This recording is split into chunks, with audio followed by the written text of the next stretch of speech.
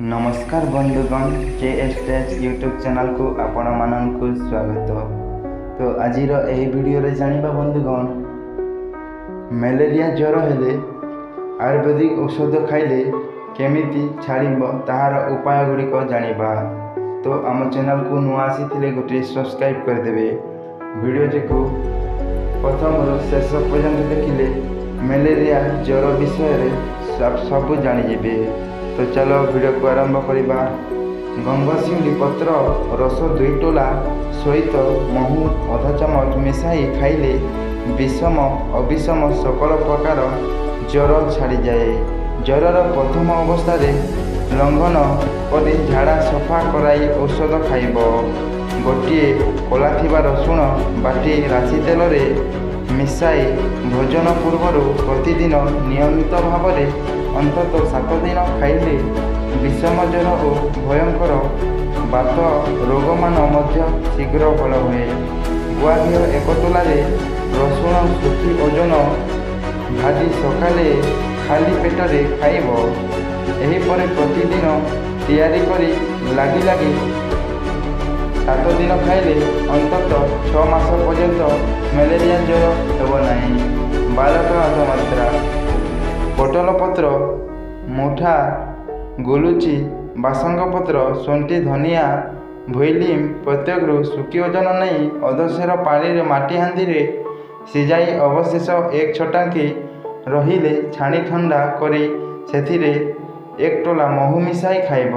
यह 1 पान हेला दिन को 2 पान करी ज्वर छाड़िबा पर्यंत खाइब।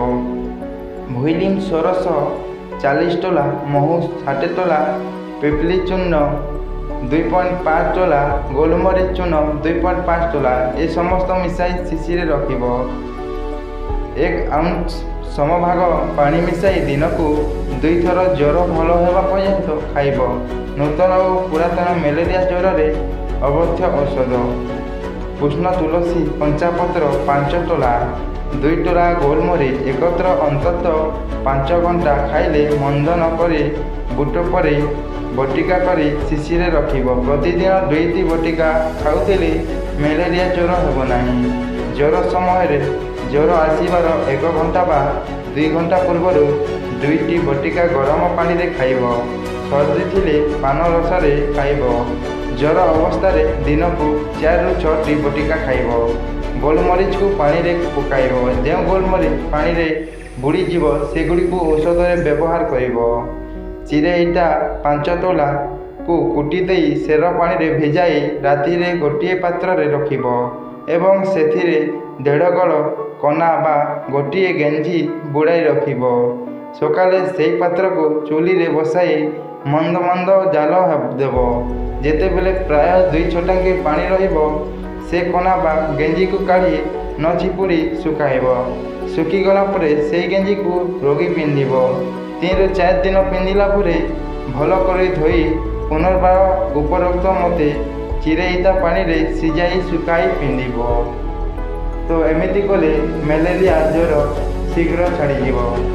तो आज एति बंधुगण आम वीडियो भल लगी निहाती भाव लाइक और शेयर करेंगे।